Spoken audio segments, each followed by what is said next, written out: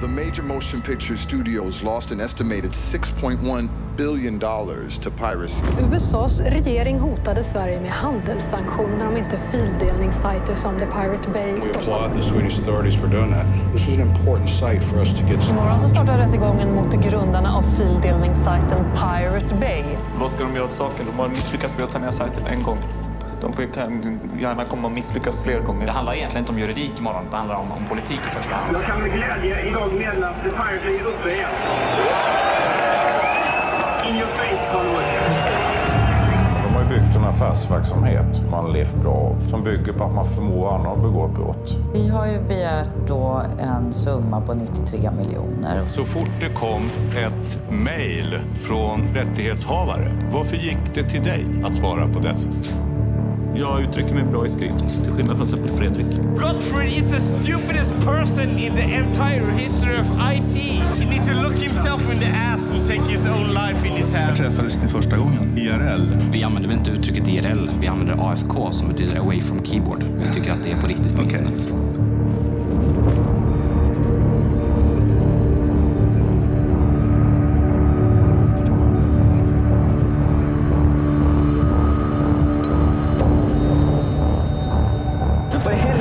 Jag har abstinens. Jag har inte nätat på hela dagen.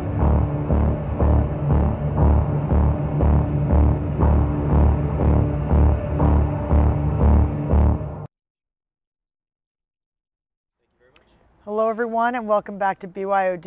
This is a special episode. We are shooting at South by Southwest. And I have a particular obsession with the film and filmmaker that I have on right now. This is a very exciting moment for me. This is Simon Klose. Welcome to Bring Your Own Doc. Thank you so much. And he directed a film about Pirate Bay. It's called Pirate Bay AFK, which stands for Away from Keyboard. And we are not wearing sunglasses because we're trying to be cool. And Simon's worried that his mom's going to be upset seeing him wearing sunglasses, thinking that he's cool. The fact of the matter is, it's very sunny here in Texas, and we can either have Simon sitting comfortably or we'll have him squinting. So I decided to join him in solidarity, and so here we are. Welcome to the show. Basically, this show is about, documentary filmmaking, which I want to get into with you, but we also try and touch on distribution. I want to make sure we cover the fact that you premiered the film about Pirate Bay, which we'll talk about, at Berlin on February 8th of this year, 2013, and simultaneously released it on the internet, and simultaneously made it available through Creative Commons, so that people could recut and re-edit the film. Tell me what what Creative Commons is for people out there, and then what motivated you to do that? Well, first of all, my sort of ambition and my dream with all my films is that as many people as possible can see them, and Creative Commons is a set of tools, a set of legal tools, copyright tools that lets artists, audiences, that actually let artists give their audiences a way to share the film online or to remix the film online.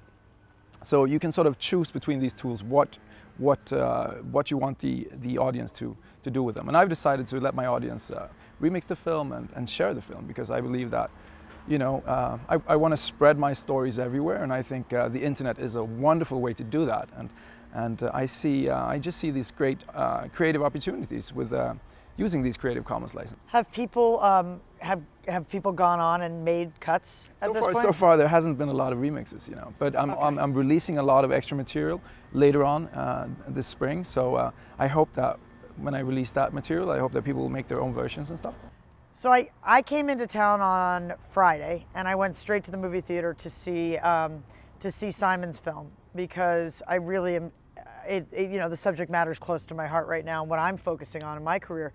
But what I was struck with was just how visually stunning it was, aside from being absolutely fascinating. And I think that you may have run into this, I don't know, but I've certainly run into this idea of, well, how interesting could people, with computers and technology people be, They are super interesting. Super interesting is the answer. They can be really interesting. Yeah.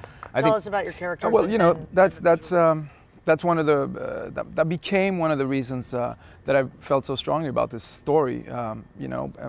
When I started the story, it was more a story about the freedom of the internet and the importance of building an open internet, and the importance of talking about the fact that I believe that file sharing can be great for also for us, for artistic people.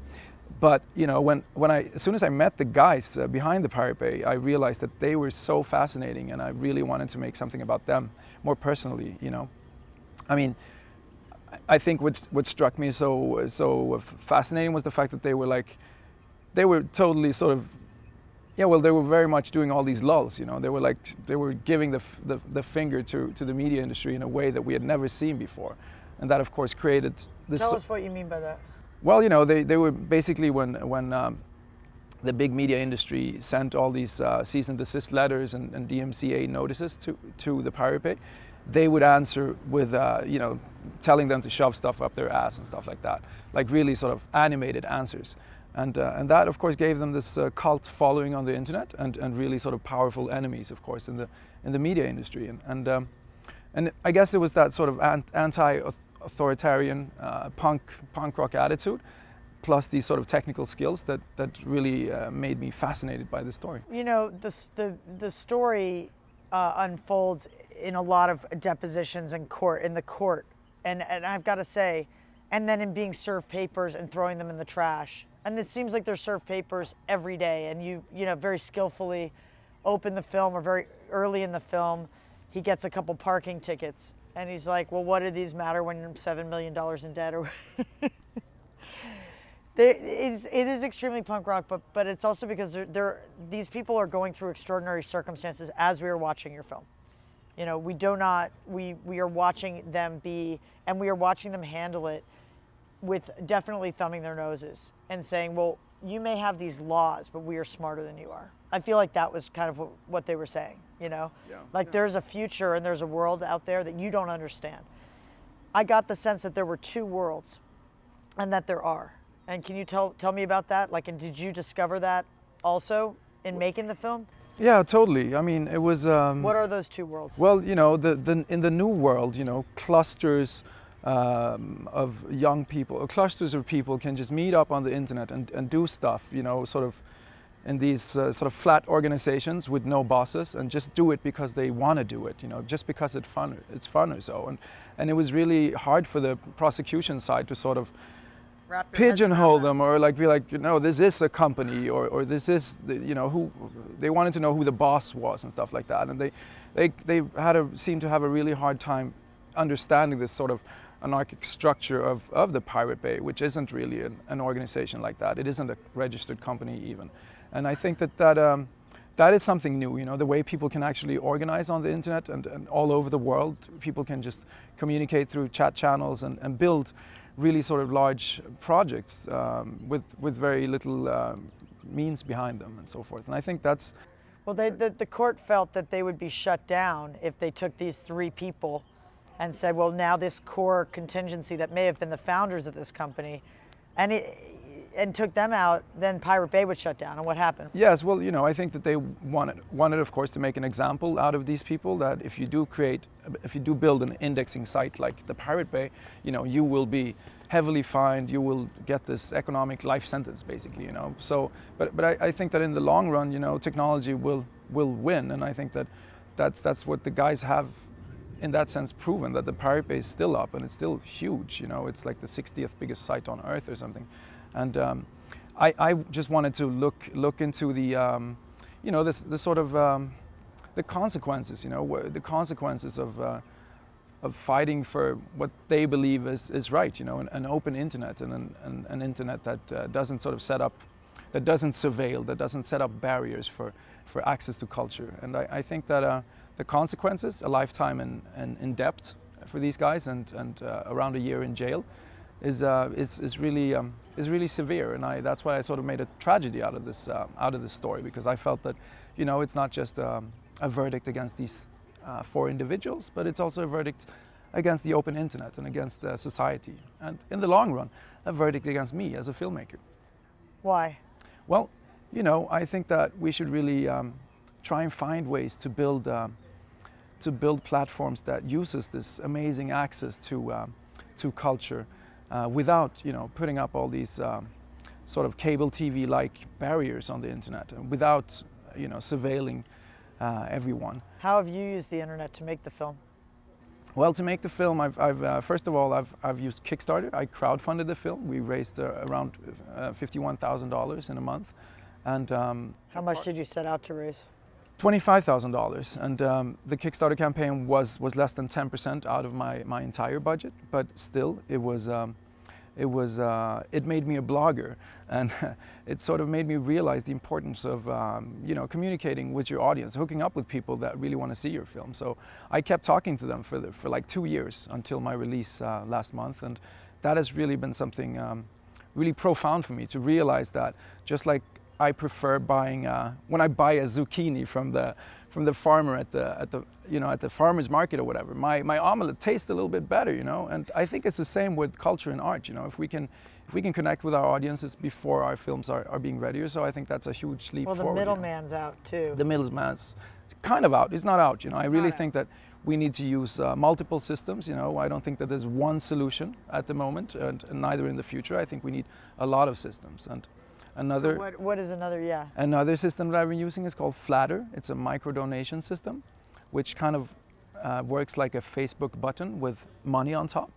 So I use that as well, and people who are signed up to Flatter can flatter me. It's like a tip jar, you could say. Right, so you offer it for free and you hope that people will contribute. Yeah, well, basically what you do is with Flatter, you actually have to sign up yourself, and then you have to give to get. So I pay, I think, $2 a month or so, and then I can click. Wherever I see a Flatter button, I click it, and people who see my buttons, they click my stuff. So it's really interesting. It sort of blurs out the. And when one clicks, what happens? Well, you can only click one item per month. So every month you get some money from, you know, whomever clicked you. And the cool thing is that you don't have to make up your mind. How much do I give, you know, Wes Anderson's new movie, or how much do I give my cousin's blog? You know, you just click and something goes to these people, which I think is a great way of remunerating people on the internet. It's just an automatic thing? Something goes it's done based automatically. on an algorithm? Yeah. So what they do is they share your money equally amongst the people you clicked that month. Wow. So I think that's a really it's a really cool and democratic tool that I think is that's wonderful. One solution, you know. Okay. And then also another platform that I'm just about to launch myself tomorrow, actually, is called LinkLib.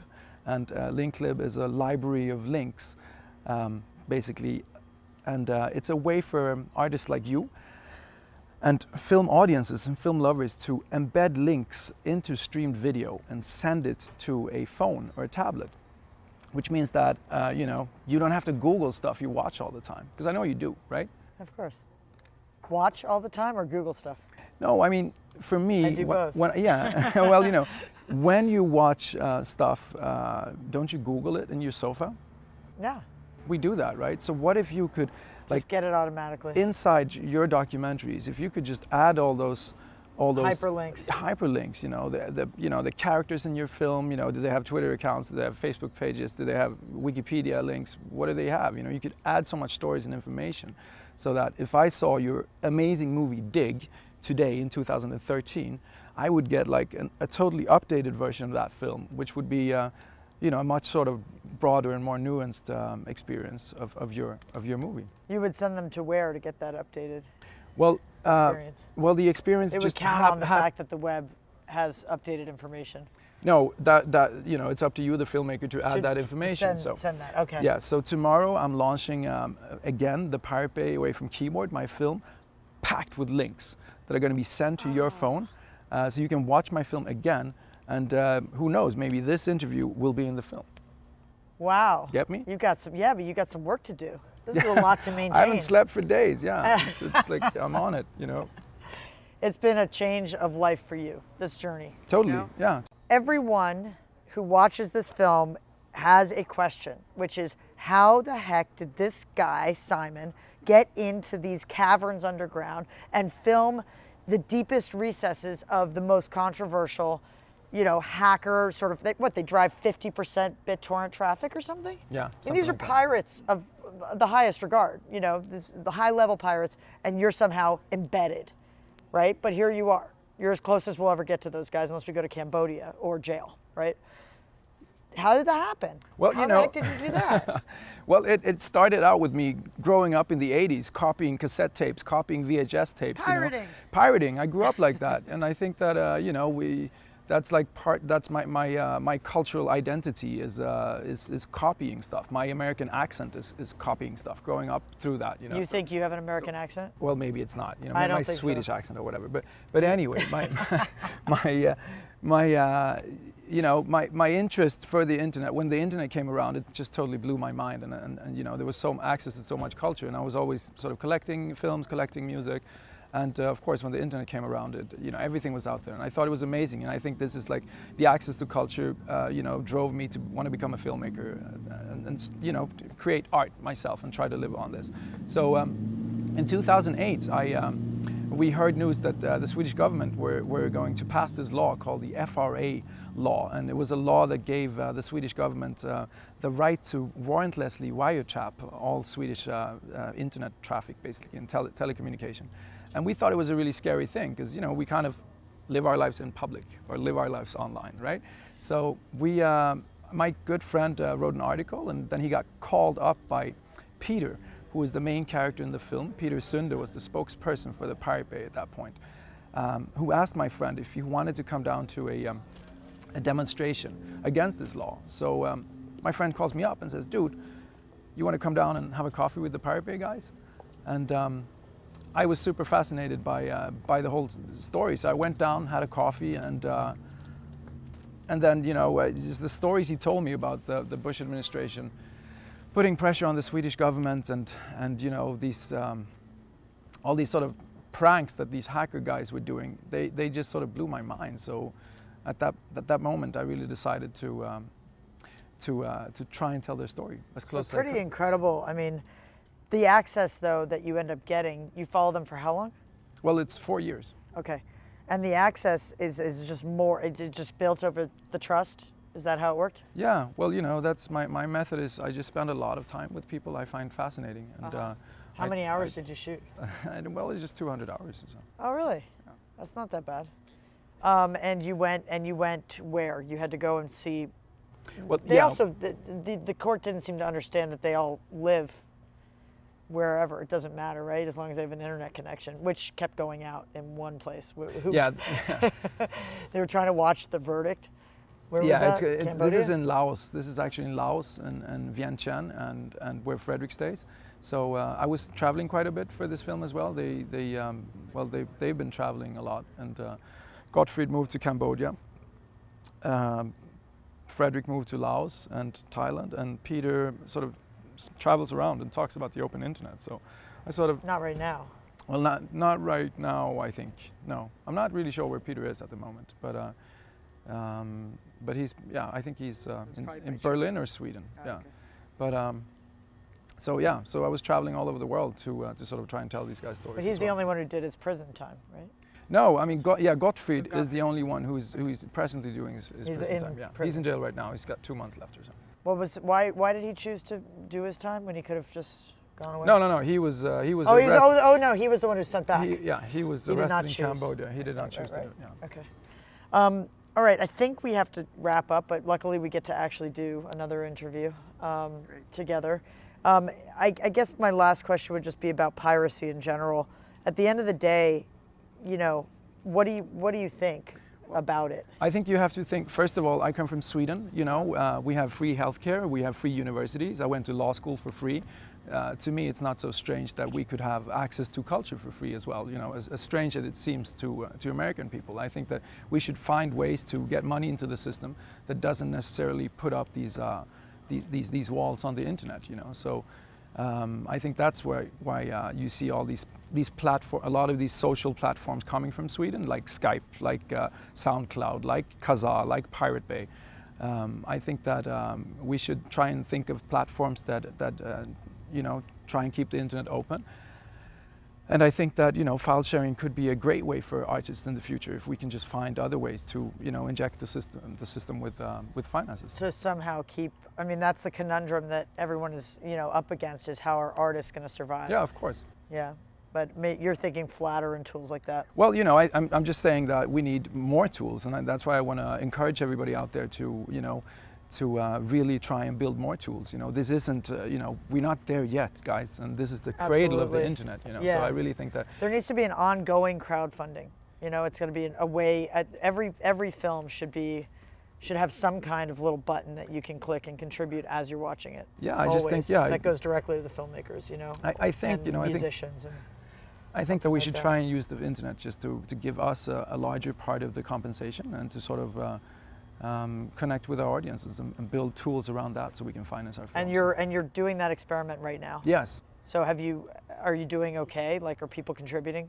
Yeah, I mean, well, we are, well, so far we've raised around $45,000 over since the release. Since the first month. And yeah, it's great. And I'm actually using VHX, which is a wonderful new platform as well. But I'm also going to be on the traditional platforms, because I think it's important to be where the audience is, you know. And a lot of my audience is online, but yeah, on Tuesday we launch on iTunes and Amazon and Xbox, and I think that I need to be everywhere, you know. I think that's ubiquity is sort of the strategy for this film. Is there anything different on the paid version on iTunes than there is on the free version that's up now? It's the same film. It's the same film. Right. Yeah. But it's amazing how many people will pay for something that's offered for free. Yeah, well, I really think that people will pay for stuff that they like if it's easy to pay, if it's there and it's you know, simple and affordable. And Simon, did you shoot this? Did I shoot the film? Yeah. Hell yeah. It's beautiful. Thank you so much. Yeah. Besides being a badass revolutionary on the front lines of the internet revolution, the man is a really, really good filmmaker. Thank you for being on the show. Thank you so much. Follow Pirate Bay. All you got to do is click one time, or he'll send you links. Right? He's everywhere. Thank you.